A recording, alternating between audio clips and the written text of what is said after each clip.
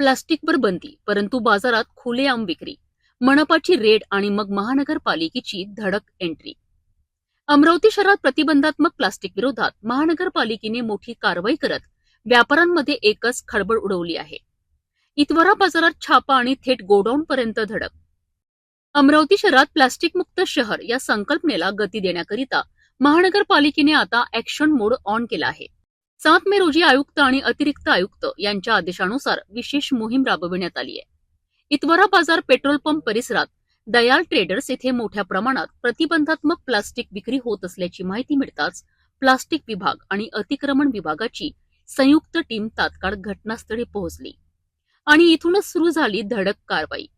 तपासणी दरम्यान दुकानातून मोठ्या प्रमाणात प्लास्टिक पण्या, ग्लास आणि पन्नी कोटिंग असलेल्या पत्रावळ्या आढळून आल्यात. परंतु इथेच थांबून चालणार नव्हतं, कारण संबंधित व्यापाराचं आणखी एक गोडाऊन एसबीआय बँक श्याम चौक मागे असल्याची माहिती मिळाली. त्यानंतर टीमने थेट गोडाऊनवर छापा टाकत तेथूनही मोठ्या प्रमाणात प्रतिबंधात्मक प्लास्टिक जप्त केलंय. या संपूर्ण कारवाईत तब्बल 1140 किलो प्लास्टिक साहित्य जप्त करण्यात आलंय, ज्याची किंमत अंदाजे $2.25 ते 2 लाख रुपये इतकी आहे. विशेष म्हणजे दयाल ट्रेडर्सवर ही दुसरी कारवाई असल्यामुळे 10,000 रुपयांचा दंडही वसूल करण्यात आलाय. या कारवाई दरम्यान प्लास्टिक नोडल अधिकारी A.K. गोहर, स्वास्थ्य निरीक्षक सचिन सैनी आणि अतिक्रमण विभागाची टीम उपस्थित होती. महानगरपालिकेने स्पष्ट केलं आहे, प्लास्टिक मुक्त शहरासाठी ही मोहीम आणखी तीव्र करण्यात येणार आहे.